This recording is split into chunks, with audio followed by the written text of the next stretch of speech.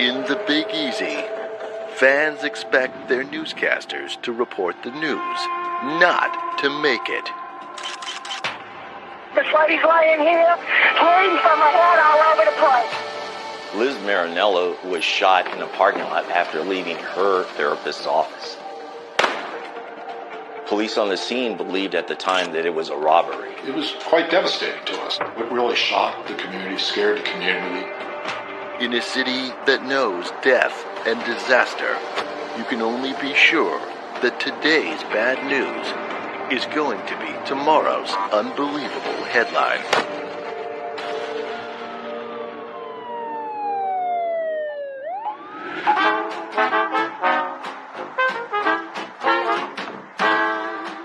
New Orleans is founded in 1718 by French colonists and becomes part of the United States in the Louisiana Purchase of 1803.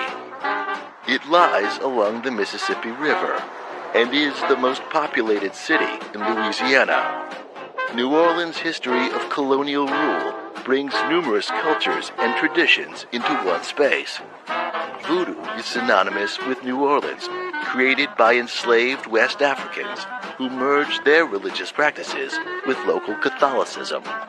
Nicknamed the Big Easy, New Orleans is known for a slower, simpler, and easygoing vibe.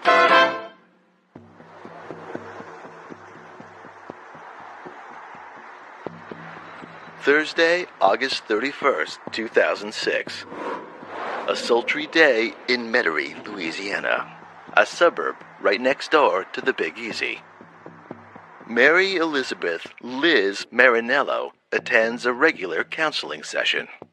She was visiting a therapist in Metairie, a well-traveled, well-populated area, just right outside of New Orleans, literally about 2 minutes from New Orleans. She had sought counseling, and there was a counselor that she went to see at the Metairie Towers on Metairie Road. And on August 31st, 2006, she walked out of the building, and a scruffy man came up and fired 2 shots directly into her face.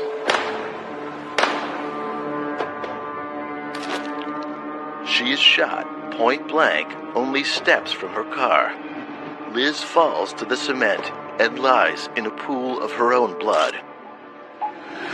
The scene of where Elizabeth was shot was in the parking lot of an office building.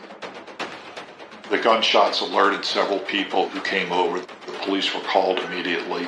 Everybody was there quite quickly. In Paris, number 1, operator 58, may I help you? Ma'am, I'm on Metairie Road behind Metairie Towers in the parking lot. This lady's laying here, bleeding from her head all over the place. It looks like she's been shot on the side of her head. Okay, we'll get someone over there, okay? Oh, Jesus. Liz is alive.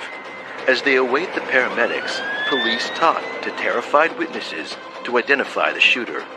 The perpetrator was sort of a scraggly man who rode away on a bicycle. He had been panhandling in the neighborhood. People report seeing a tall, thin man in a long-sleeved shirt, wearing a beard and mustache, who has the appearance of a vagrant. This is a time in New Orleans when crime is way up, and to police, this looks like just another robbery gone wrong. But there's just one problem with that story. There was nothing missing. There was nothing missing from her purse, nothing missing from her truck. Investigators at the scene find 2 cartridge cases that belong to a .38 caliber firearm. This could be a failed robbery attempt, or worse, an unmotivated attack of extreme violence. The ID in her wallet tells police her name, and that last name, Marinello, has a familiar ring to it. Mary Elizabeth Marinello, known as Liz, is a 45-year-old mother of a 10-year-old daughter and is recently divorced. She was from Mississippi. She moved here. She met her first husband. She got divorced from him. A healthcare professional, Liz is a vibrant woman who loves movies and attends plays. She worked at Children's Hospital as a respiratory therapist, and all her patients had nothing but fantastic things to say about her. Liz recently is in the public spotlight. 2 years earlier, she meets famous New Orleans sportscaster Vince Marinello. They had started dating in 2004, where they met at a charity event at a local bar and music venue, the Rock and Bowl. The bowling alley and dance hall is a popular spot in New Orleans for Zydeco music. One night in January 2004, they were having some Elvis impersonators. And when Vince Marinello saw Liz from across the room, he was smitten. And he asked her to dance, and after that, I think it was the next day or 2 days later, he sent her flowers. Their courtship was kind of awkward because he was 66 years old and she was 41, and she recognized that age difference. When he sent her flowers on Valentine's Day of 2004 and asked her on a date, she decided she would go. Even though Vince is over 20 years her senior and known for his toupee, he has a flamboyant style and an undeniable confidence. He dazzles her by telling her about his fortune, law degree, and even hints at fascinating connections, including television personalities, police, and even the mafia. A whirlwind courtship results in marriage only 6 months later, on October 23rd, 2004. So Vince was a well-known, well-respected, and well-liked newscaster here in the New Orleans area. He had an emphasis on sports, was very knowledgeable, and really knew everyone in town, especially connected to the sports community. And he gains even more public respect when disaster hits. August 29, 2005. Hurricane Katrina hits New Orleans. The hurricane's 19-foot storm surge breaches the city's levees. When New Orleans floods, Vince Marinello stays on the air, giving life-saving updates and reassuring residents as they call in, and giving words of comfort to the dislocated. He actually got on the air and was broadcasting to people, kind of saved some people's lives while he did that. He was one of the people that stayed behind and reported on the aftermath of Katrina and just the horrible effects on everything. And I think that took a toll on him, as it did everyone who remained in New Orleans at that time. This May-December romance is a second chance for both Vince and Liz, and they're a dream couple, beloved by friends and admirers. And now that dream is crushed. Liz struggles for her life while a shooter is on the loose. You know, overall, the community, I think, was initially shocked by this incident. Just a shooting that took place along a very nice stretch of suburban Metairie, sort of a well-to-do neighborhood where there's not a lot of crime. It's hours later when police track down the victim's husband. This was actually in Jackson, Mississippi, which is a couple of hours outside of New Orleans. He was with some friends watching the Saints game. Police inform Vince Marinello that his wife is in hospital, fighting for her life. And then, investigators have a breakthrough. The office building where Elizabeth was shot had surveillance cameras, where they captured the person they believe was the perpetrator on the surveillance cameras, pacing around and doing like a lot of people, folding his arms. The surveillance video shows a man fitting the description of a vagrant lurking in the parking lot 30 minutes before Liz arrives. Immediately before she leaves the building, though, the perpetrator moves to an area where Liz was shot. Video and witness descriptions point police to a prime suspect, a man that has been spotted in the area that fits the description. But there was one individual who lived in a neighborhood near where Elizabeth was shot.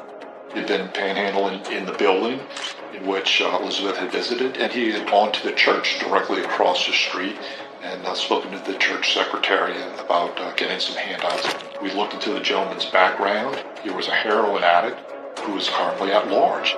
Police must find this man fast. He is armed and could kill again. Witnesses describe seeing a man putting a bicycle into the trunk of a white Ford Taurus. Investigators search the vehicle and find a box of 9mm cartridges in the glove compartment. If there's a reason to kill somebody, hurting your child might be one.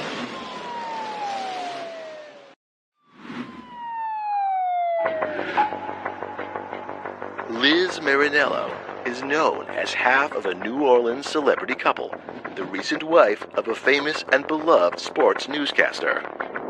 She's shot twice in the face by a disheveled gunman as she leaves a therapy session, and the suspect escapes on a bicycle. As Liz fights for her life, police match the description to a well-known area panhandler and go on the hunt for the suspected shooter. The man is wanted by police. He had several open attachments for missing cord. Of importance is the fact that the perpetrator who shot Elizabeth rode away on a bicycle. This gentleman had several bicycles in his backyard. Police converge on the suspect and arrest him. On Friday, September 1st, 2006, in the early hours after her attack, Mary Elizabeth Marinello succumbs to her injuries. She passed away at the hospital around 2 o'clock in the morning. The case is now one of cold-blooded murder. The suspect, who has been apprehended by police, is interrogated. Not only does he match the description of the perpetrator, he owns several bicycles, which are seized by police for forensic testing. The police anxiously await the results, but after a thorough forensic examination learn that there is nothing to link the vagrant and his bicycles to the murder of Liz Marinello.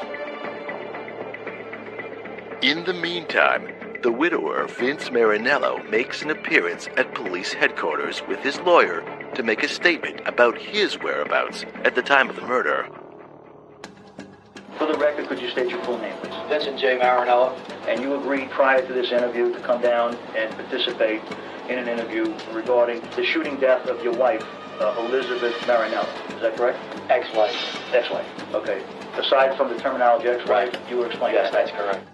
Interestingly, police learn it is very recently that Liz and Vince have become estranged.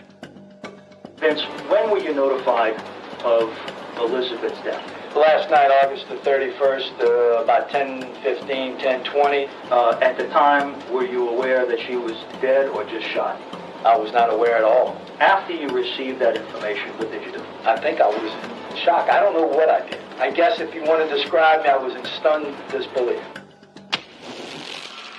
Liz is no stranger to marital problems. Elizabeth had been married before Vince, and she was in the middle of a very contentious custody battle with a minor child. He had accused Elizabeth of abusing the child, which is, if there's a reason to kill somebody, hurting your child might be one. And there are more hints of abuse by Liz. There was an incident where Marinello claimed that Liz attacked him and scratched him. There was a police report in the Harahan Police Department of abuse. Police learn that because of alleged abuse by Liz against her daughter, her ex-husband files a petition to reopen custody matters. But Liz and her lawyers are no-shows. Police turn their line of questioning back to Vince.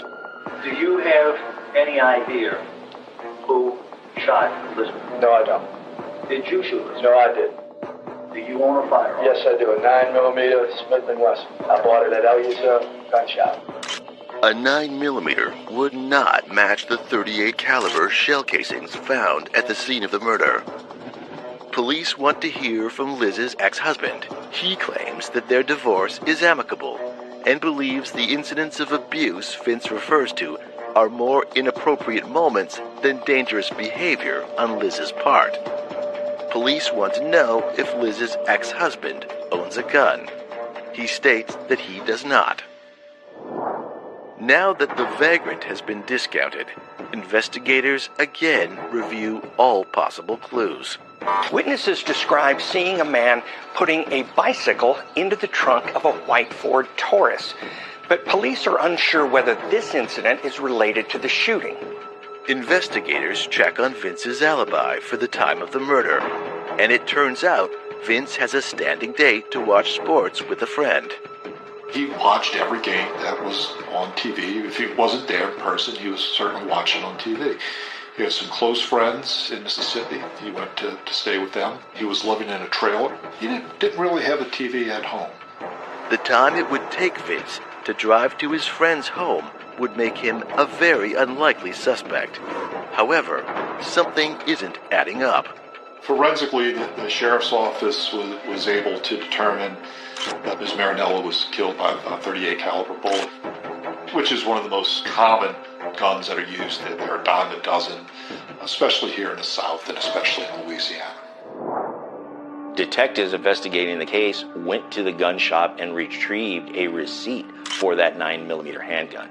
An employee at the gun store revealed to investigators that Vince had come in with a .38 caliber 5-shot revolver. He remembers the encounter clearly because he recognizes Vince as his favorite sports broadcaster from television. The employee tells detectives that he had inspected and test-fired that revolver that Vince had brought in. The clerk shoots 5 rounds into a test tube, examines the cartridges, and informs Vince one of them has a dog bone fracture, or a stress fracture.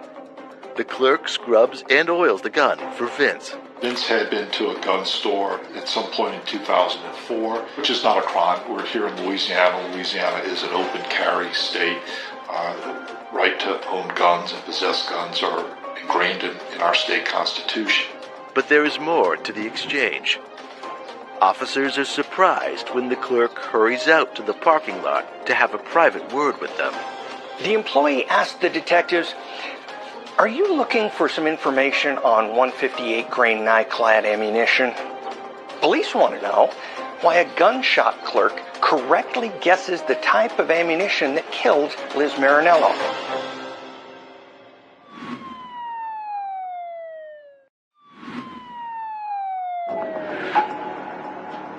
Liz Marinello is shot point blank in the face by what appears to be a vagrant.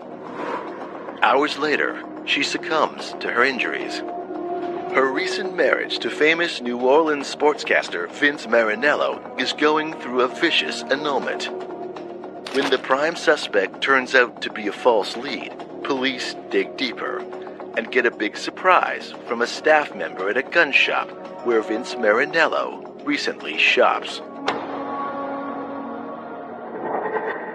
The employer revealed to investigators that Vince had purchased a box of 50 nylon-coated bullets. Vince had said he had wanted the best stuff available. These nylon-coated bullets, also known as KTW, were produced from 1960 to 1990. The bullet itself was either brass or steel. The coating on top of it was to protect the gun that it was being fired through from having the barrel eroded by the hard metal of the brass or the steel.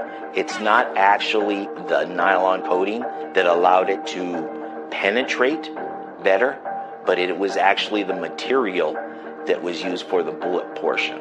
Because these bullets were very unique and they were found in the autopsy, then it gave investigators all the more reason to go and look further into where these bullets were purchased.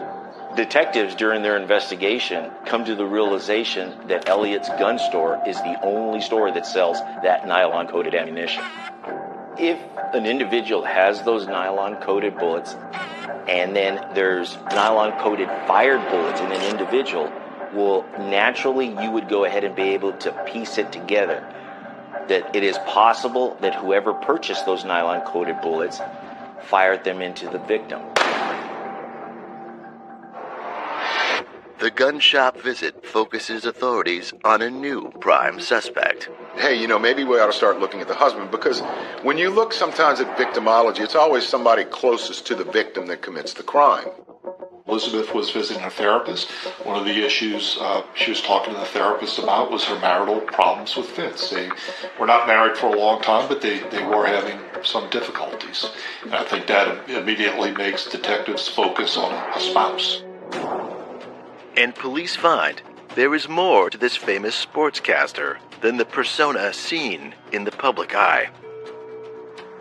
Vince Marinello was raised in the Ninth Ward, which has a specific dialect that they use. It's more like Brooklynese. Marinello was Italian. At one point, the Italian community was quite prominent in the French Quarter. And because he spoke with this type of dialect, it endeared him to the New Orleans people. He started every one of his programs with, "Hello, everybody." He was a pretty good sportscaster in his day. He was a character. He was a character. He's famous for many years, but as he ages, he's moved to radio to make way for young up-and-comers in television. This is a demotion for Vince. But in August 2005, New Orleans is ravaged by Hurricane Katrina, which floods more than 80% of the city. Post-Katrina, he was still working at WWL Radio.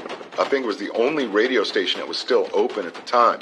And they were handing out news that were telling people where they could get food, how to apply for FEMA relief, generally what was going on in particular areas, and he did a great job doing that.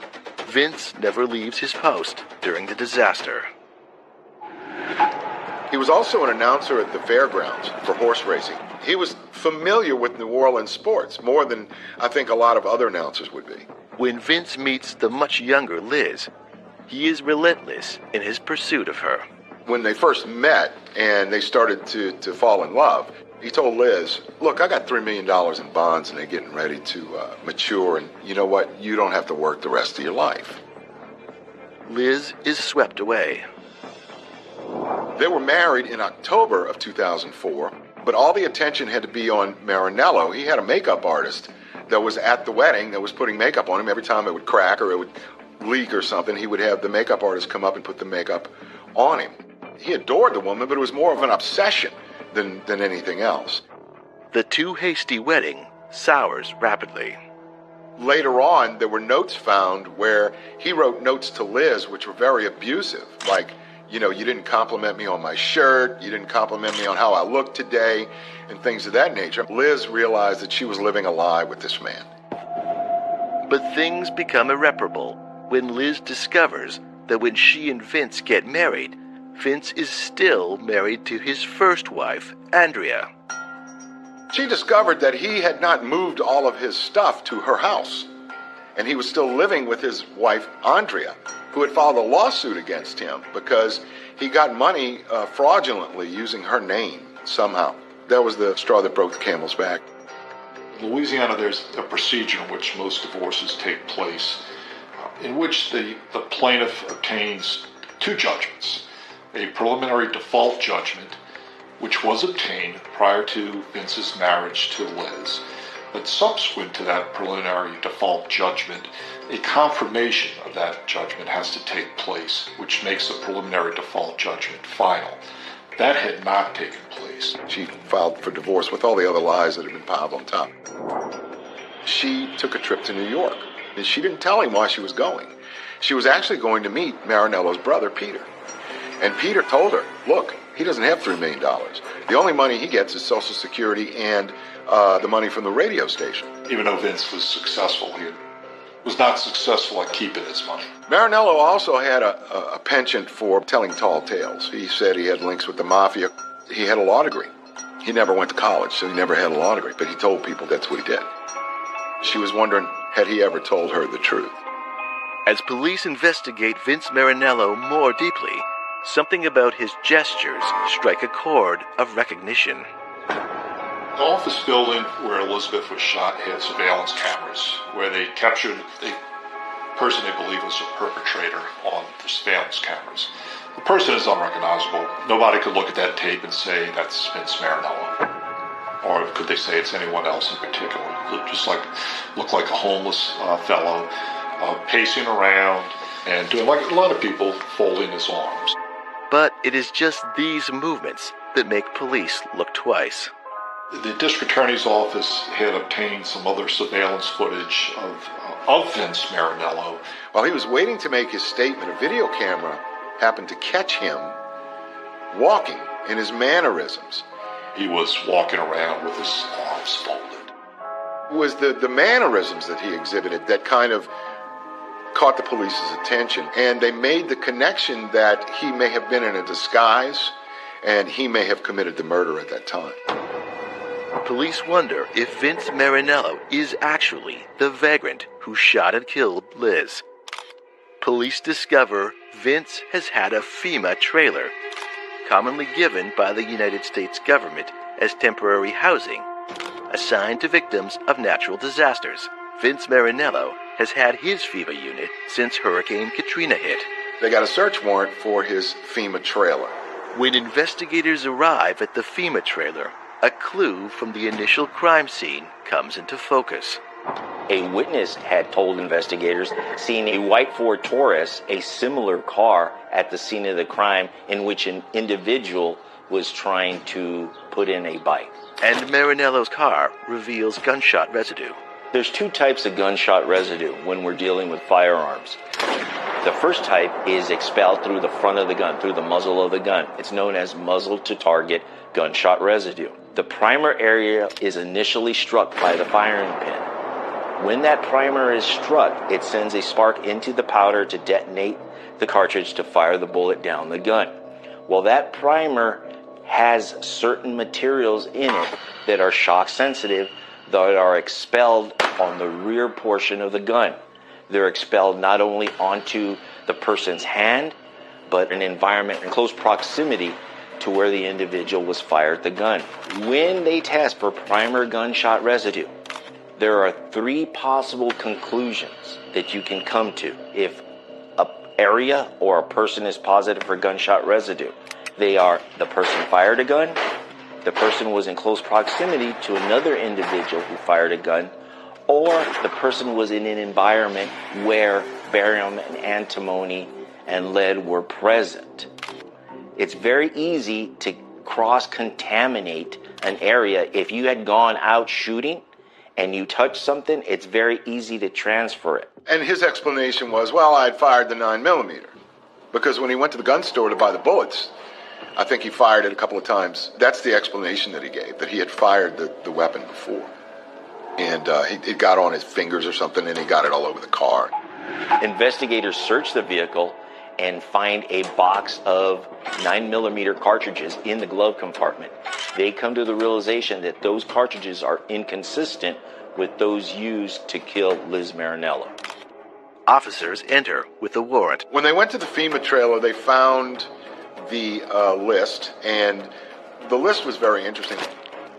Vince, being in the media, took down lists and made notes for everything. And this list, sitting out in plain sight, is much more interesting than police could ever have imagined.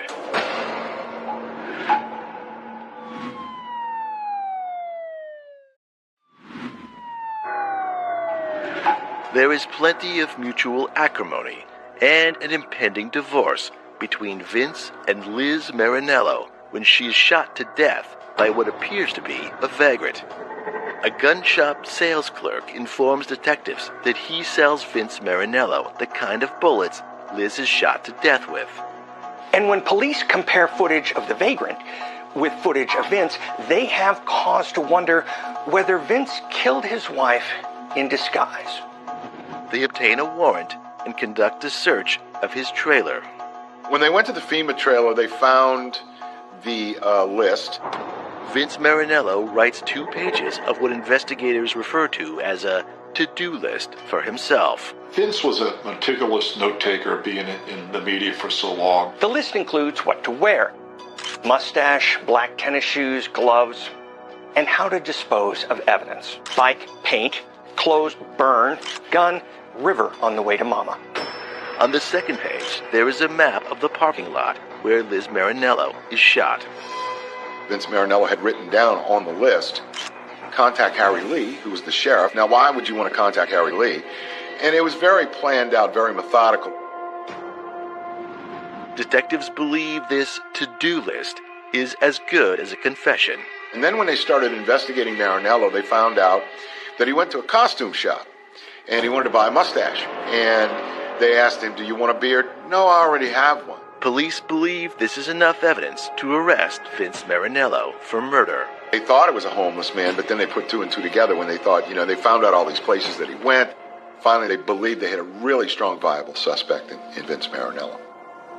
On September 7, 2006, 69-year-old Vince Marinello surrenders to authorities and is booked into the Jefferson Parish Jail in Gretna on second-degree murder charges. News of this very public figure's arrest makes a huge media splash. Astonished friends and fans reel as the details of the case become known. And people were stunned because they thought, hey, this was just a guy that people kind of laughed at a little bit, just doing the sports. And then all of a sudden, wow, he's being arrested for murder. He was in jail on a suicide watch for a while because they had a bail hearing coming up. So he was trying to figure out who he was going to call to get the bail money. But his friends are unwilling to put up their homes to make bail for Vince Marinello. And Marinello was mad about that. He's very bitter about that. He said, if my friend had committed it, I don't care who he was, if he was the Pope, I would have put up my house and things. But I think at that point, a lot of people were just not convinced that he was innocent. As the case goes to trial, Marinello's attorneys request a change of venue due to the publicity surrounding the case. There was no way Vince Marinello was going to get a fair trial in Jefferson Parish. The request is granted. So the incident took place in Jefferson Parish. However, the trial actually took place in Lafayette, Louisiana. Lafayette is in the heart of Cajun country. Vince had some attorneys who were helping him free of charge before then. But once Vince was indicted, the case was too big to handle for free. He had no money at the time. He simply had no money, like a lot of people find themselves at some stage in their lives. And he qualified for our services. The court appointed the public defender's office, and we took the case. This was one of the most media-intensive cases I've ever handled. The media was present at every court hearing, every status hearing. If we were walking to the courthouse to pick up an extra police report, there were 3 reporters out there. Media scrutiny was all over this case. It was on the news every night. Defense say the crime can't be proved because the CCTV footage doesn't depict Vince's face. The prosecution vows that by the end of the trial, quote, there will be no doubt in your mind that he is the one who committed this crime. But it's anyone's guess how the trial will go. They connected him to the weapon, but they couldn't find the weapon. But they found a lot of circumstantial things there that really brought the case full circle. Without having the firearm to definitively say that those bullets came from that gun, and then to tie that firearm back to the individual, the suspect, is very difficult. With circumstantial evidence, with no murder weapon, can the prosecution make the case against Vince Marinello stick?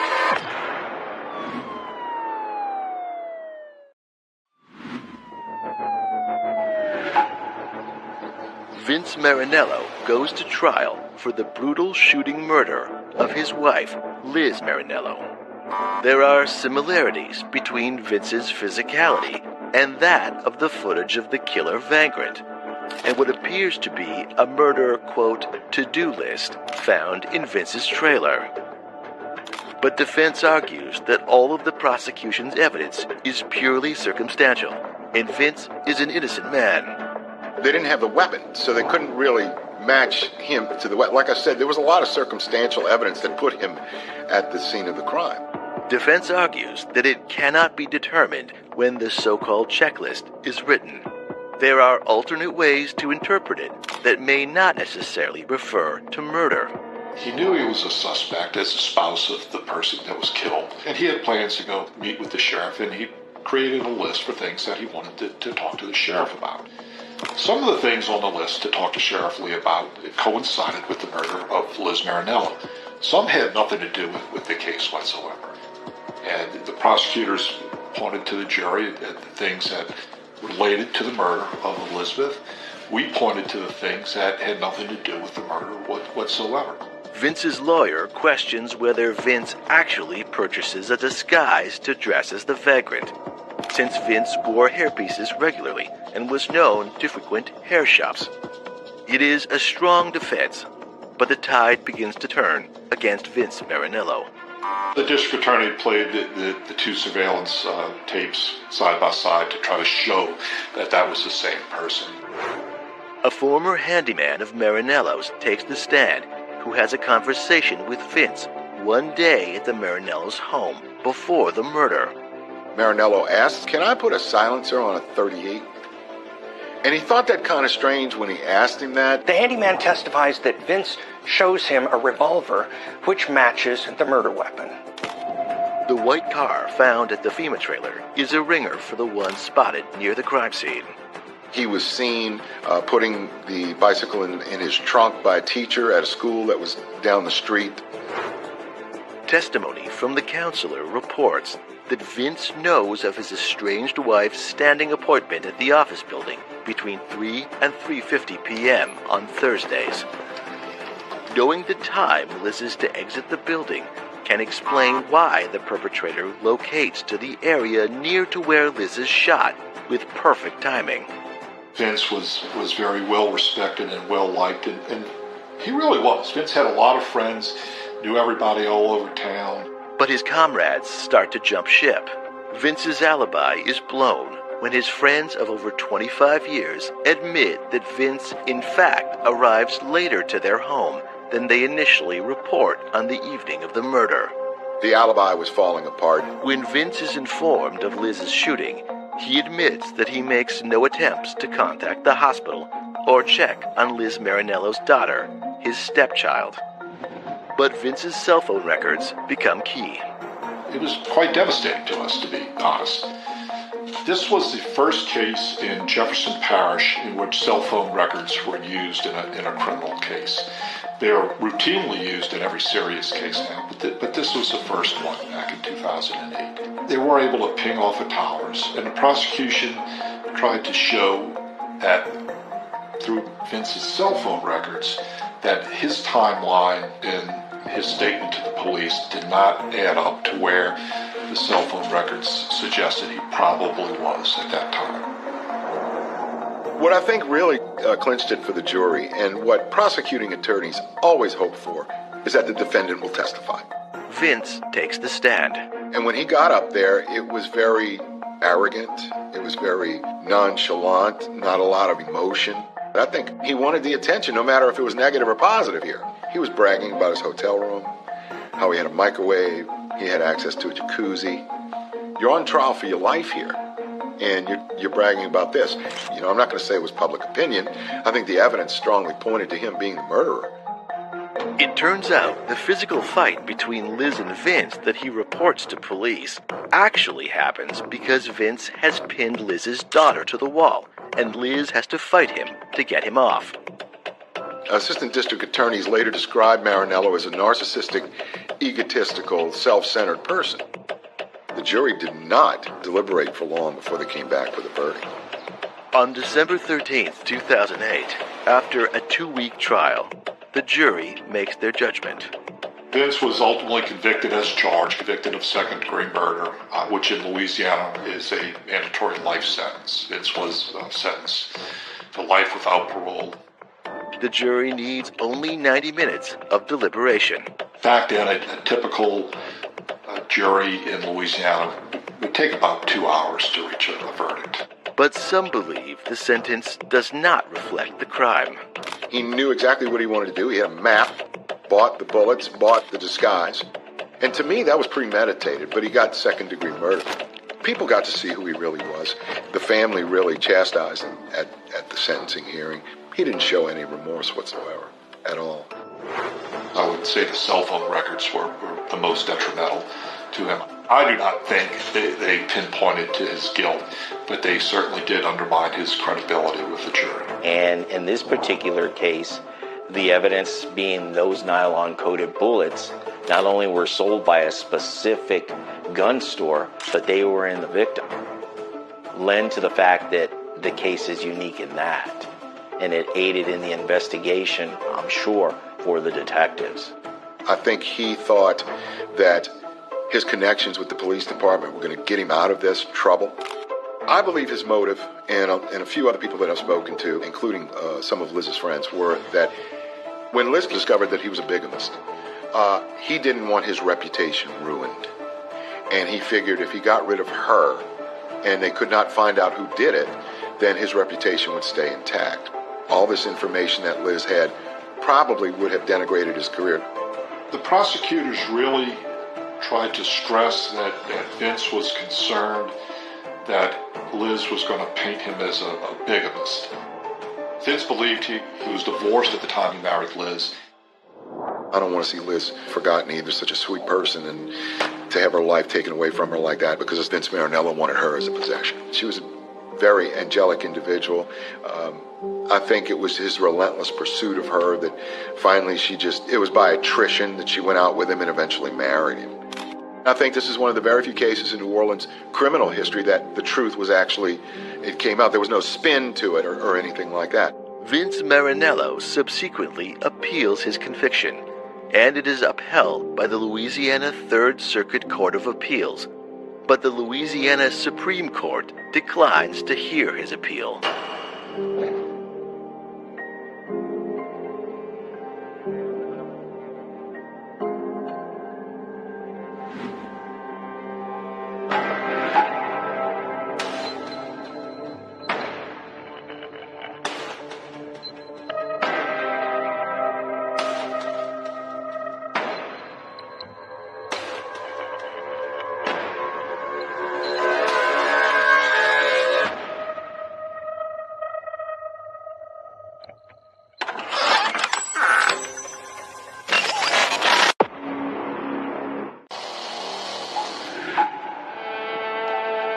Phoenix, Arizona, 2005. The busy western city is getting ready for another summer of fun. It was too damn hot. And then we had two little stories that made it a whole lot hotter. It starts out horrific and just keeps getting worse. These were bizarre incidents. People were terrified. Bodies are hitting the ground again and again. Every day is a nightmare. Nobody knows who's safe. I think everybody, including the cops, were a little blown away. They shoot dogs, they shoot horses. Any living, breathing creature is fair game. And now they think there's more than one. That's just a start.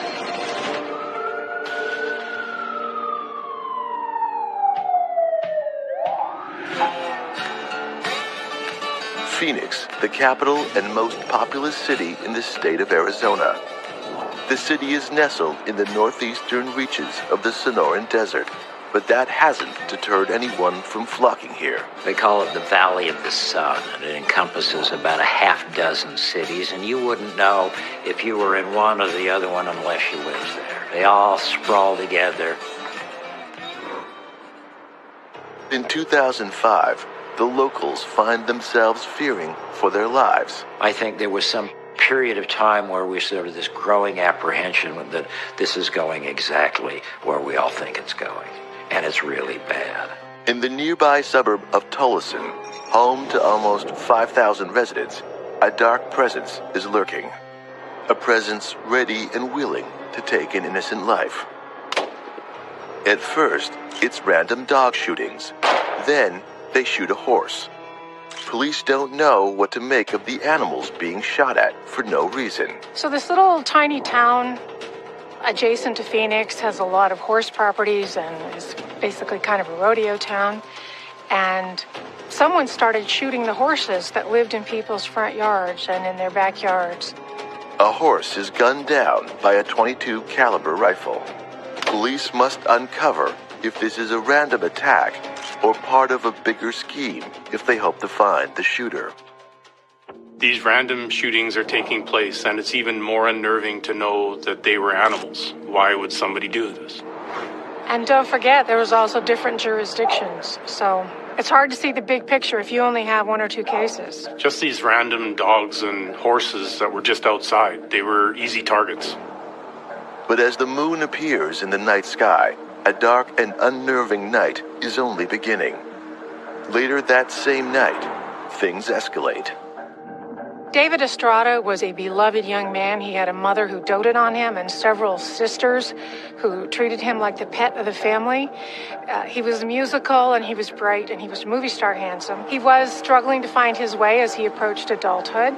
He left home and was living on the streets with his guitar and had a goal to make it to California, San Francisco. David was not an untethered person. He had people who wanted to take care of him. But David was following the beat of his own path and happened to be on a sidewalk that night, sleeping under the stars, something he liked to do.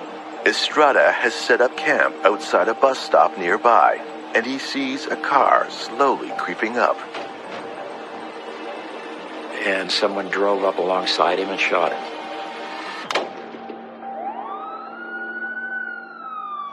It's just an act of sheer cowardice on the shooter's part. Estrada was gunned down in cold blood. If it's indeed the same shooter, they've stepped up their game. You know, shooting a random horse is one thing, but killing a person randomly at a bus stop is on a whole nother level. It's almost as if the shooter was trying to get up the nerve to kill a person by shooting the horse first. Detective Ron Rock from the Tolleson Police Department came to the murder scene of David Estrada that night, and there was change on the sidewalk next to him, money. There was a nice quality guitar nearby. So he looked at this and said, this isn't a robbery. This is not someone who came up to him and said, give me all your money or take all your valuables. So Ron Rock, to his credit, knew there was something distinct about this murder. Well, it appears as though they drove up and offered him some change and then shot him in the face. But there's no indication or no clue as to why they did this. Officers make a critical discovery: bullet slugs from inside the victim. The slugs are sent to the police crime lab for further analysis. And it was, devastating to come outside in the morning and find your horse bleeding or lying on the ground dead. But these seemed isolated because it didn't have anything to do with Phoenix. It seemed like a small town case. There was a Burger King that got shot out, a murder on a sidewalk somewhere that seemed puzzling, but no one was connecting the dots. Police discovered that the .22 caliber bullet casings that were found at the scenes where the horses and dogs were shot came from the same gun responsible for the killing of David Estrada. A profile is beginning to emerge, but will it hold up? Exotic dancer Georgia Thompson is walking through her apartment parking lot after a late-night shift. She hears someone behind and yells at them to leave her alone, but is shot dead at point-blank range with a .38 caliber handgun. Police are perplexed. Are these crimes connected? When they look at what's happening in the city, they realize that just a few weeks earlier, a sexual assault occurs in the same area. They were walking home, forced these two young women behind some bushes, made them undress. One of the young women was visibly pregnant. Then, a week later, there is another sexual assault, but this one combined with a robbery. Police question locals to see if anyone has seen or heard anything. But aside from Georgia's screams moments before her death, they have nothing to go on. They plead with citizens to provide any information that can lead to an arrest. No one could have imagined that this is just the beginning. 3 men were found shot, 2 dead in downtown Phoenix. In the wake of so many killings, the community was just on razor's edge. If the citizens of Phoenix were scared before, they're absolutely terrified now.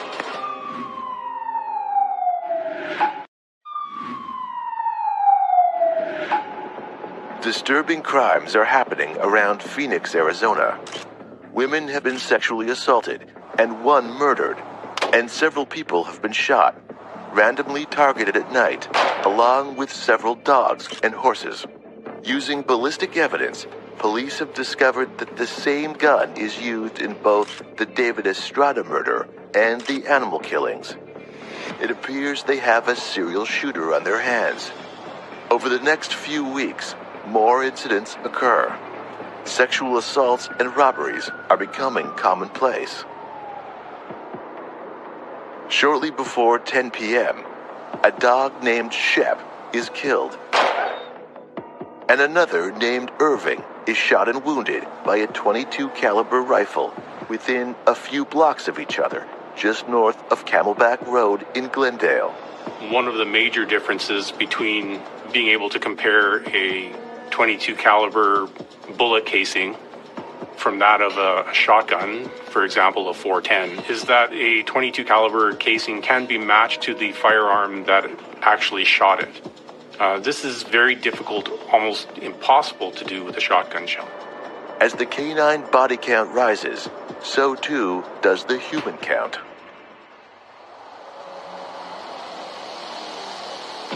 Nathaniel Schaffner went to a convenience store one night. He walked over, and as he walked away from the convenience store, got a few blocks away, he came upon a scene where there was a car pulled over in a dark street, and there was a gun coming out of the window, and the barrel of this gun was pointing at a stray dog that was innocently capering about the scene, trying to find something to eat.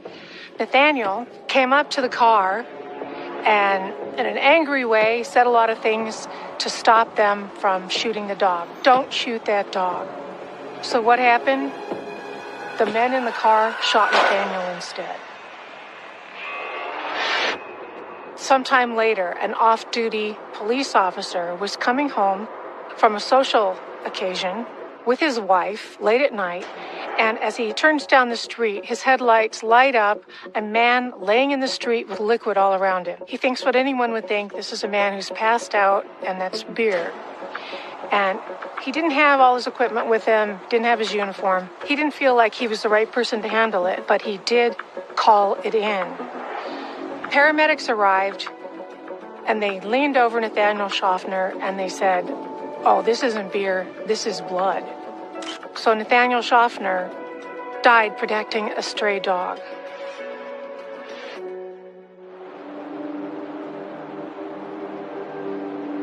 At 6 p.m., 39-year-old Tina Washington is attacked and killed.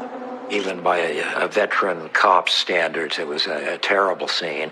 A witness who manages to hide behind a steel door. But the man, in his terror, was unable to give them a good description. That crime scene was very valuable to police because they found a shell casing. But the savvy detectives there at the scene noticed that she seemed to have no jewelry. Turns out that Tina Washington had what was called a mother's ring. That was gone. One of the sons told police that was missing. Police wondered if these killings might be connected, changing weapons for different scenarios. For example, using a handgun when he's on foot, or when he's in his car using a rifle or a shotgun. But this all changes on December 29th, 2005. At 7 p.m., the shooting starts. First, it's a bartending school, but no one is hurt. Then, at 10:10 p.m., a dog is killed while being walked by its owner in a park. 20 minutes later, Jose Ortiz is killed on North 10th Avenue in Phoenix, and Marco Carrillo is shot and killed 1 block away. At 11:39 p.m., Timothy Torde is shot in the neck and wounded nearby. Shortly after midnight, 2 dogs are shot and killed on East Granada. A German Shepherd is also killed on North 32nd Street. At 2:15 a.m., an off-duty Marine is shot and wounded. I think you could say the official start of the serial shooter case was December 29th, 2005. This is when 3 men were found shot, 2 dead in downtown Phoenix. And the detective working that case the next morning got a call from a detective from a tiny little police department in a tiny little town adjacent to Phoenix who said, "You know, I have an unsolved case from earlier in the year. This sounds an awful lot like your case last night." Overwhelmed with bodies and ballistics, detectives soon make a startling discovery. All of the victims of the drive-by rifle shootings are males and animals, and all of their handgun victims are female. This changes everything. It's definitely a breakthrough in their investigation. Could there be 2 active serial killers on the loose, both operating at the same time? We were hearing police say serial killer, not serial killer, oh, it's a rapist, it's this, it's that. We didn't know what was going on. If you were just a regular person not privy to everything that was happening inside the police department, you didn't know what was going on. All you knew is that you were frightened. If the citizens of Phoenix were scared before, they're absolutely terrified now. Anything and anyone could be next.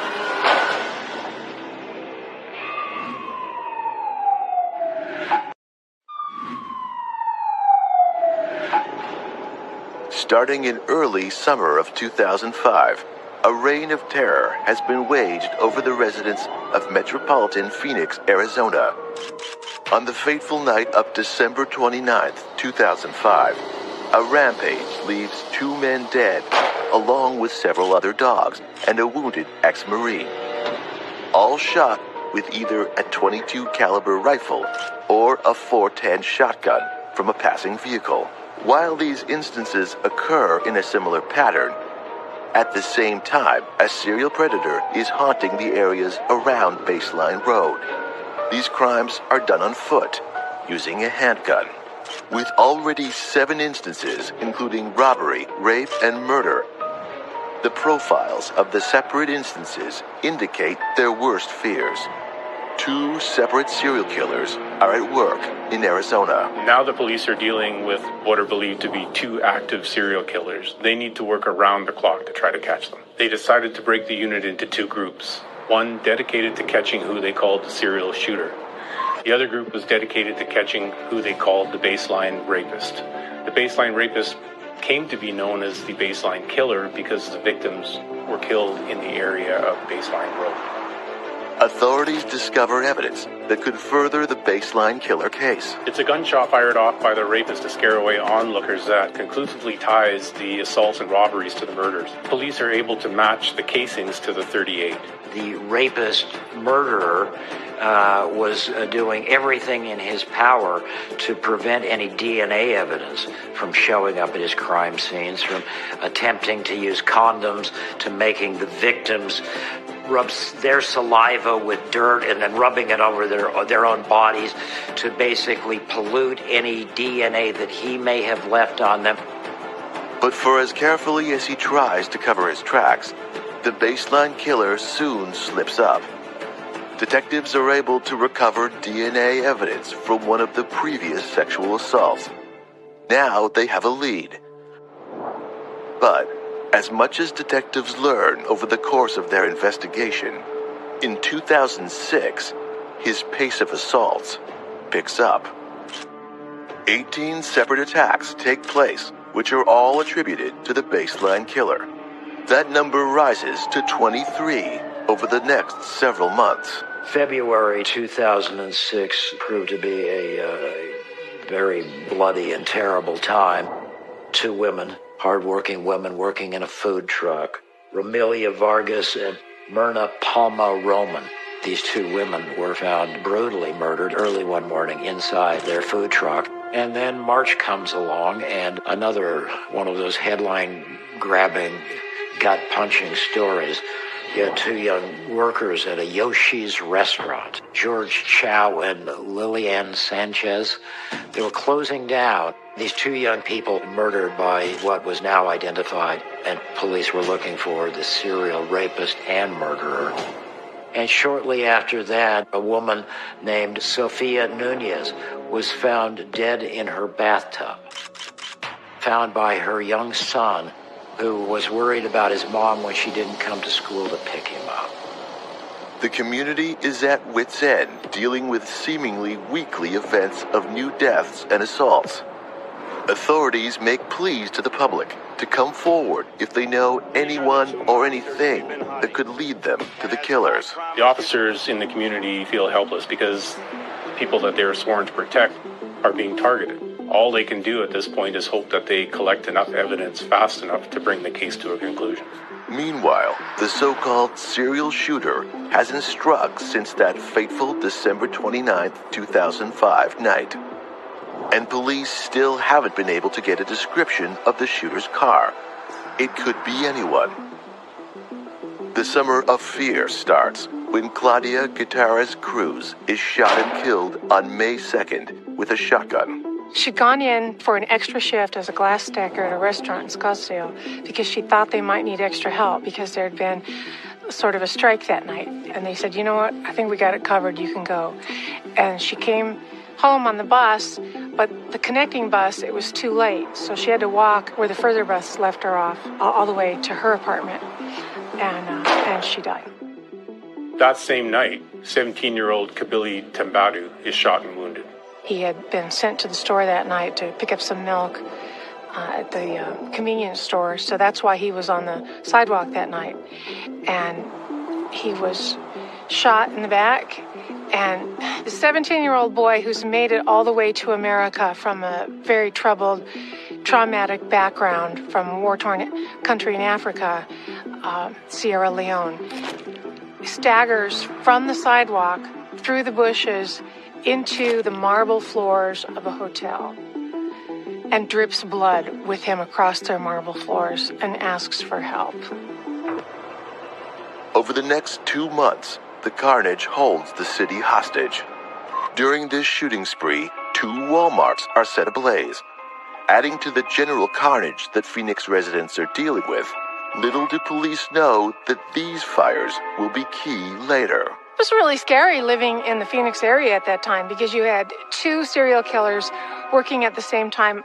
I personally am unaware of that happening, at least not commonly anywhere before. Employers were putting up flyers, do not go to your car alone. People stopped jogging, all of this, because it was just too frightening. And, with good reason. People were dying and being maimed and traumatized. It was horrifying. Detectives set up a tip line in the hopes of gaining vital information that will help them capture the serial shooter. And they get no shortage of calls, straining their resources as they try to make sense of all the leads. And just when people start thinking it can't get any worse, it does. The baseline killer strikes again, but this time for all to see. Then along comes June 29th, in the summer of 2006. A young woman named Carmen Miranda is washing her car. Not only do they get their first sort of look at this guy, they get their eyes on the body of this guy. And as shocking as anything was just the violence and the speed of the attack. It visually confirmed what all of these other crime scenes had told police, that this was really just a ferocious, scary predator, because he set upon this woman with such speed and such force, threw her into the car, drove her off, sexually assaulted her, killed her. Her body found a short time later. In the wake of so many killings at this point, the community was just on razor's edge. But authorities won't have time to rest. Another killer is on the loose. And July 1st, he strikes again. This time wounding Diane Bien and Jeremy Ortiz in 2 separate instances that night. With so many shootings, how can there be no witnesses? One of the most effective things about the serial shooter's style of mayhem was they took people from behind and people who weren't expecting to be assaulted. And this is why they had very little witness testimony, because people are just walking down the street and they get shot from behind and they never see what happened. 27-year-old Ashley Armenta is walking down the street when the assault happens. When Ashley came into the hospital that night and they picked out the pellets from her scalp and police interviewed her, Ashley knew a lot about cars in general. She knew all about the model, make, year, everything. So she had a good idea of what the car was. A light blue 1998 Toyota Camry. Despite other victims' descriptions, Ashley's is the first definitive answer to make and model of the vehicle. One thing that was difficult for police is that when they did get a description of the car, people reported different colors. The paint on that particular car showed different in different light. It had different mixtures of paint in it, and different ones, purple, blue, gray, showed up in different light. So that explained why the color seemed different to different people. Then, just a few days later, more carnage on the 12th of July, when Raul Lopez Garcia is shot while riding his bike in Mesa. Just when they could use a break in the serial shooter's case, a lead comes in. A phone call that will change the course of the investigation.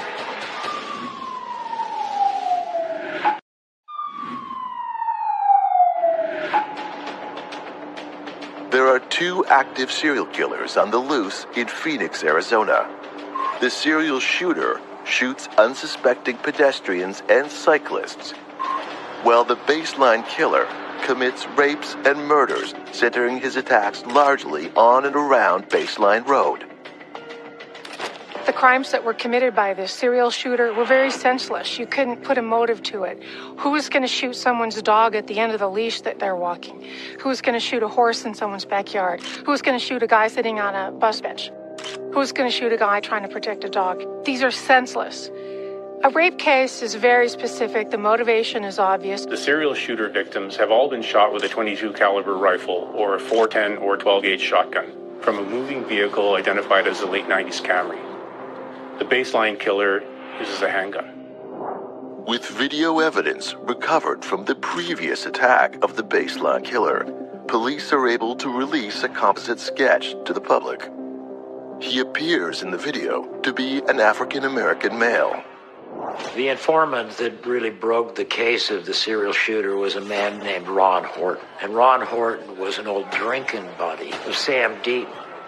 Sam was from the Midwest. He was from Minnesota, where he grew up, and his mother at times had come out here to Phoenix. As an adult, he became a union electrician, so he could work a good job, but he had trouble with his temper and his reliability, so he lost his union job. Ron Horton wasn't the kind of guy who watched news or read newspapers, so he wasn't really aware very much of the whole serial shooter crisis in the area. But one night, he was at a bar with his friend Sam, and Sam said the strangest thing to him. He said, "Have you ever killed a man?" Sammy apparently was one of those kind of guys when he got a belly full of beer, he shot his mouth off too much, and apparently had boasted to Ron that he had shot people. Ron says, "No, what are you talking about?" And he noted this and thought this was really odd. Later, he did become aware of the serial shooter case, and in fact, a picture of Sam was circulated on the news from the Walmart fire. In June of 2006 was a bad month and a particularly bad night. There was a Walmart that was set on fire in the west side of the valley. One thing about Walmart is it has really good asset management, really good security. So they have cameras all throughout their stores. So the night of those two fires, they had people reviewing the video from every single camera, and they were able to determine that two guys probably set both fires, and they were able to take stills from the video, supply those to the police, which had them circulated on media. So now we had a picture of two guys with a distinctive tattoo and a distinctive T-shirt circulating for people to possibly recognize them. And Ron was fearful that maybe Sam was the guy in the picture, but he was divided because in his social circle, you don't snitch. And he felt really bad about maybe getting Sam into some trouble for no reason. Ron didn't immediately act on this, and I think, as he would say himself, to his great regret. But in short order, after Ron had been told by Sam of the killings, a young woman named Robin Blasnick ends up being shot and killed in Mesa, Arizona. All the earmarks of the serial shooter. Robin Blasnick was killed on the last day of July, and it was a fever pitch. I think everyone really felt electrified by Robin because she was such a vulnerable young girl that everyone felt like she was their daughter, their sister, and we thought, we can't take any more of this. Ron Horton hears about the killing of Robin Blasnick. He thinks about his friend Sam Deaton talking about going around killing people. At that point, Ron Horton calls police and says, "I think my friend Sam Deaton had something to do with this." Police then ask Horton to set up a meeting with Sammy Deaton. They meet at a place called the Stardust Inn, a little bar on the west side. Police set up a surveillance, and they wait for Sam Deaton to show up. They asked Ron to particularly tell Sam that he could not give him a ride home, that he'd have to have someone come pick him up. They waited till Ron left, and Sam was waiting for his ride, and they saw this car drive up and pick up Sam, and it sure looked like the other guy in the photo. A guy named Del Hausner. And that is the first time cops had the name Dale Hausner, but one of the lead investigators say he was sitting in that parking lot, and when he saw that Camry pull in, he said, "We got our guys." Dale had 2 marriages under his belt. He moved on with other girlfriends, and he now had a little baby daughter with another woman. He was working for the city of Phoenix at the airport as a janitor. Dale also works as a boxing photojournalist. He loves to feel like he's in the middle of big things. From the moment Sam was picked up that night at the bar, those 2 men were never alone. They had a tale for the next 3 days of their lives. They have a GPS monitoring device on Hausner's car, and Sam and Dale are just driving around aimlessly with cops following them. The 2 men continue driving around Phoenix under police surveillance. So they observed the car slowing down when there was a lone pedestrian. And so their strategy to prevent someone getting shot while they were watching was to speed up and get close and act like they were going to witness it, because they didn't have any way of stopping a shooting. They followed them back to an apartment in Mesa. And they had an emergency meeting with the county attorney to get an emergency warrant to do a bug in the apartment. They went to the apartment next door, put up a monitoring device so they could listen to their audio. They have a lot of surveillance on the apartment, and at one point they have Sam come out and take a trash bag from inside the apartment to the dumpster. One of the guys who's been hiding in the bushes jumps into the dumpster and pulls out that trash bag, and they hightail it down to downtown Phoenix to go through the bag. And what they find in it is further confirmation that they have the right guys. They find a map that's marked up with the sites of the murders. They have a soda can, pick it up, it rattles, dump it out. What's in there? A .410 shell.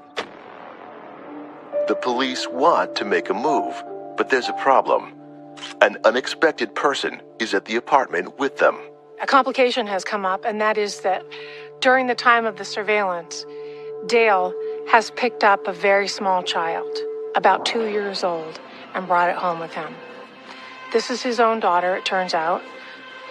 And what was really awful on the tapes of the bug,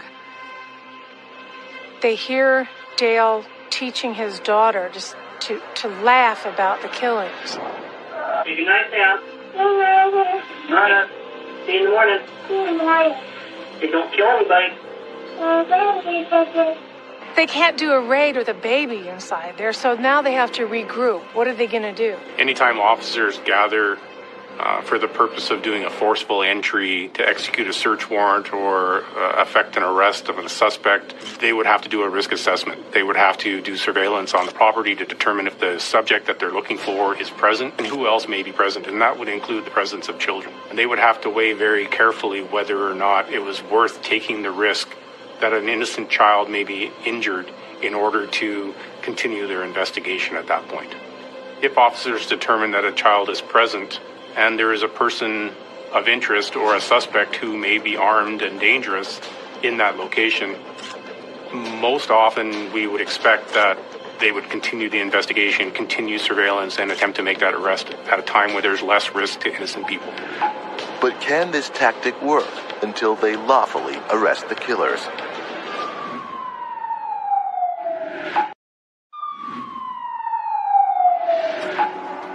Arizona resident Ron Horton has just heard some disturbing news. A longtime drinking buddy, Sam Dietman, has boasted that he and his friend may be the serial shooters. Ron has no choice but to let police know. Now, police are following Sam and his friend Dale Hausner, who are cruising around in a vehicle that matches the description given by witnesses to belong to the serial shooter. Police rushed to get the necessary warrants together to bring the 2 men down. So this was a very harrowing night for the cops. And they also had a helicopter overhead that was observing them. And when someone on the ground could not get close enough to the car to prevent a potential shooting, they actually had the helicopter buzz the car, fly low, so that the shooters would look up and go, "Oh, better not do it right now." I know that one of the investigators who was there that night following this said it was one of the worst nights of his life because he felt as if he was following two known killers who were looking for another victim, and the police still needed to do their investigation, and their biggest concern was they were going to pull a gun out the window, and before the police could interact or intervene, another victim was going to go down. After 2 days of surveillance and everything is in its place and the circumstances that are necessary have presented themselves, it's time to bring this nightmare that is the serial shooter to an end. Once they identified these guys and got the audio from the neighboring apartment and all the evidence, they rounded these two guys up and hauled them downtown and booked them. The things they find inside the apartment are telling. There are guns, ammunition, and even a scrapbook of news clippings following the investigation of the serial shooter and the baseline killer. When police executed the raid at the Mesa apartment of Dale Hausner, they found a treasure trove of information, including a whole slew of weapons, I believe about a dozen firearms. They ended up doing, I think, most of the last shootings with a shotgun. They found a shotgun and shells and casings and all kinds of ammunition. So, they were not wanting for evidence in terms of firearms and ballistics. Police search Hausner's car and find even more evidence that Hausner and Dietman are indeed the serial shooters that have plagued the Phoenix area for the past year. The city is elated, but Dale Hausner refuses to take responsibility for the murders. You guys have never been together doing anything violently together? No way. No. As far as I know, no, it's not as far as I know. It's absolutely not, no, as far as any violence with us together, no. But Sam Dietman has a different version of events. We had heading up, I don't know what the heck it was, 32nd or 44th Street or something. So he's like, well, sit back. I'm like, all right, why? And the window starts going down. Bought this little shotgun, fired at some fat guy who was walking down the road. I think you're the mastermind of this entire operation, and have been from the get-go. But you involved Sam, and I think he was willing to go along. He's shooting people, it's not with me. No, it is with you. Dale promptly held himself a news conference, which was a great spectacle. Dale Hausner wanted very much to be a talk show host or a circus ringleader. And a very flamboyant character, loved to talk. On August 7th, 2006, Hausner goes public with a press conference declaring his innocence. Why I'm here is because I have Sam Dietman staying with me for about 5 weeks. And apparently at night, Sam had been taking my car out and using various weapons that I have in my house to commit crimes. And apparently they tracked it through my car. And when they came and busted in the house, I was there. And I guess I'm just guilty by association, even though I did not shoot anybody or kill anybody. Dale Hausner could be what is described as a classic narcissist. He refuses to accept any responsibility. He's self-focused. He lacks empathy. I mean, it could be anybody. I mean, I don't know, but the person's got to be smart, because they've been getting away with for a long time. Just over a month later, the citizens of Phoenix, Arizona are handed another arrest. With DNA evidence from one of the rapes, in conjunction with the ring taken from Tina Washington's body and traces of her blood found on one of his shoes, the baseline killer is identified as ex-con and current construction worker Mark Goudreau. He is convicted of 9 murders among 90 charges. He is sentenced to 438 years in his first trial for rape and robbery, and finally to death on March 16, 2007. In the face of his crimes, Sam Dietman confesses to his involvement with the serial shooting and agrees to testify against Dale Hausner. He flipped so quickly that night because I think he was not only tired of the crime spree, but I think he was tired of Dale. So when the police arrested the both of them, it was Sam's opportunity to get out from under the thumb of Dale and just get away from all of it, all the crimes and Dale. Dale Hausner goes to trial on October 6, 2008. In a desperate attempt to get the audio evidence thrown out, Hausner's lawyer goes after the emergency wiretaps issued without a judge's permission. but the state prosecutor takes the stand to defend police's actions. They had followed this vehicle.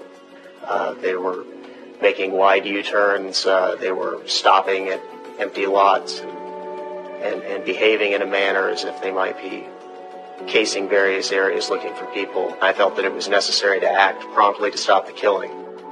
Despite the defense's concerns, the recordings are played for all present to hear, and what the court hears is shocking. They heard these two guys, these two knuckleheads, talking about news coverage and yucking it up about shooting people. Oh my God, he looks familiar. Oh, Blasnick?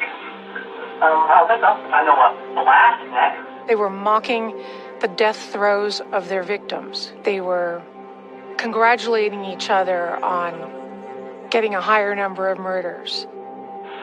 It's now 3 to total 6. And it's higher than that. The state has heard enough. Dale Hausner is sentenced. Of the 87 charges brought against Hausner, he's convicted of 80. Despite appeals in 2008 and 2012, the convictions are upheld against Dale Hausner. Dale was a wannabe. Boxing promoter, big guy, man about town. Even as a serial killer, he wanted to be a big-timer. There was never a moment where Dale said, I did this, and I'm sorry. Those are the kind of statements that may actually mean something to victims. Dale never had the fortitude to do that. On June 19, 2013, Dale Hausner commits suicide by overdosing on antidepressants in his jail cell. Phoenix is a pretty mobile city. A lot of people move in, a lot of people move out. The fact is, the people who are new here didn't know who he was, didn't really care. And those of us who did know, we already knew we were safe from him. You want to do a big dramatic gesture and kill yourself? Knock yourself out. Who cares? You're irrelevant now. And I think that is the worst possible hell Dale could have, is not to be important anymore. Now, over 15 years later, the reign of terror and the summer of fear is a distant memory. The people of these communities have moved on and rebirthed themselves in the Valley of the Sun.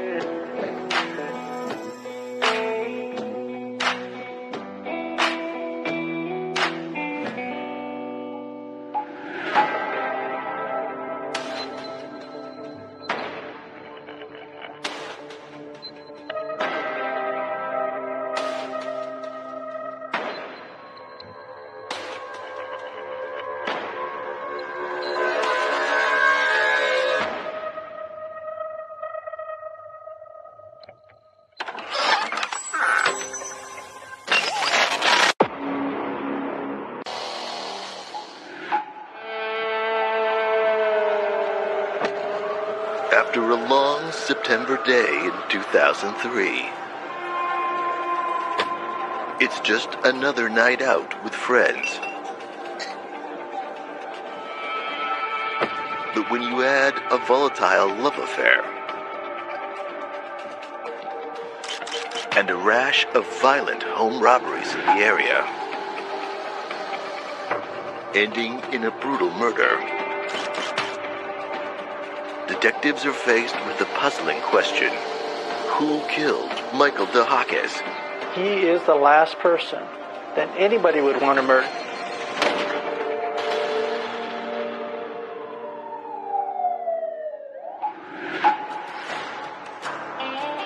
Situated in Pima County, Tucson is the second largest city in Arizona. Many refer to it as the oasis of the desert.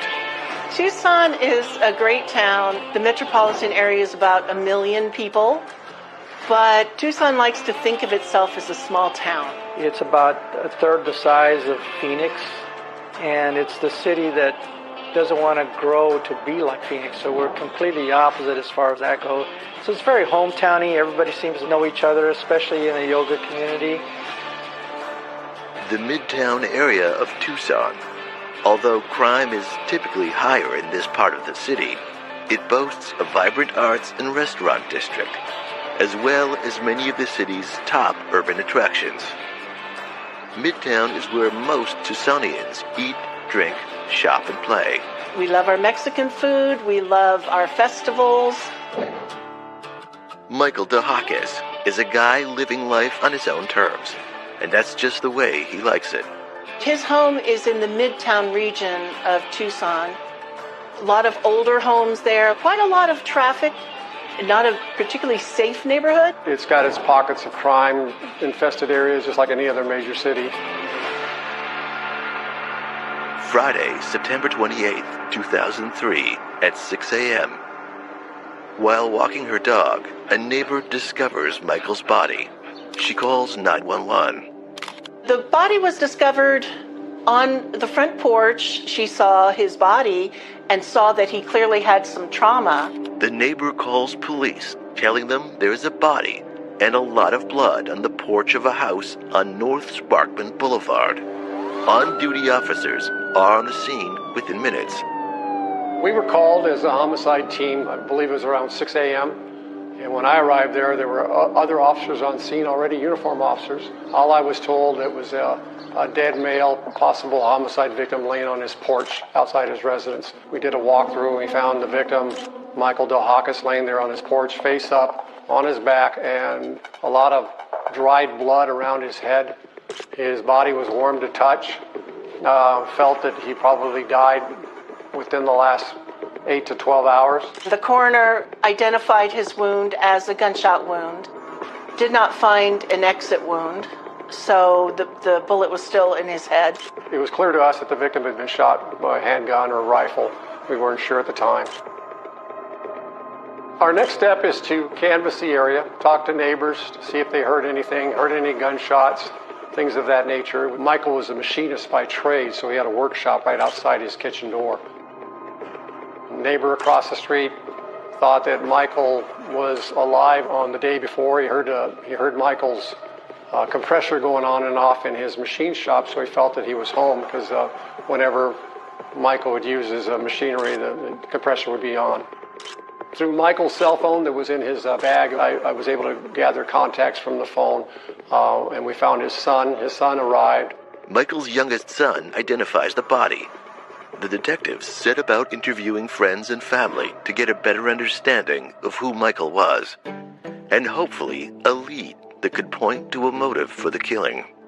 He seemed like a fun-loving person. He got along with everybody, kind of a free spirit. He had been married and divorced and had a few kids. They all loved him, and he got along with everybody. I think even his ex-wives got along with him very well. It's apparent early on that Michael DeHakis definitely lived the hippie lifestyle.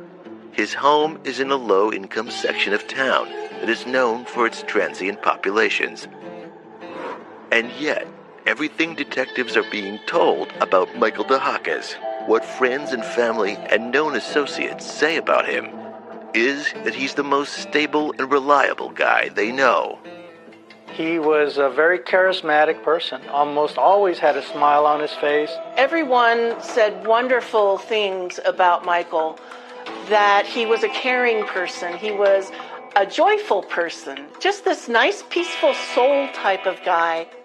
The more you heard about him, the more you kind of wished that you met him.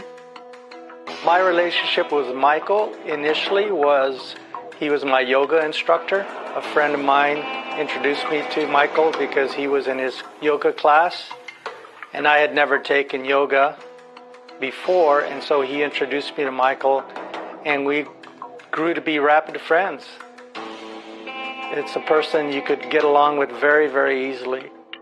Besides his knowledge of yoga, his charisma might have had something to do with his popularity with the female students.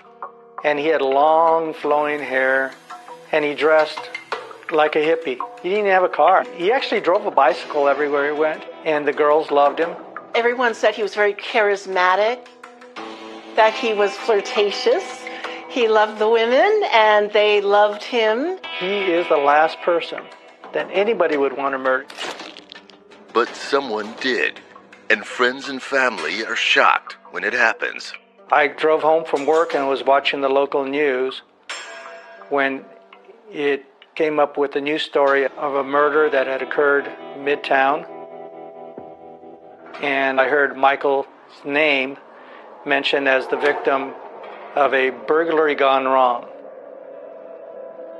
When we got word that a man was shot to death on the front porch of his home, of course it sounded at first that it might have been a botched burglary. We felt that we did have a foiled burglary, that the victim had come home and stopped the intruders. There appeared to be items stacked outside his residence. There was guitar cases, a violin case, a handbag was found on the sawhorse on the side of the house next to these stored violins and guitars. And there was a broken window in the front of the porch area. It looked like it went into a kitchen. Upon going into the residence, we were able to see that there were more musical instruments placed inside the kitchen door to go outside. There was an amplifier, a guitar stand. And the thought was that perhaps because this was a neighborhood that had been burglarized frequently, that it was natural that the police started looking at known burglars. We did find a large shoe print, like kind of a waffle shoe print outside the front door. Could this be just another random attack gone wrong? Or has Michael's charisma attracted some unwanted attention?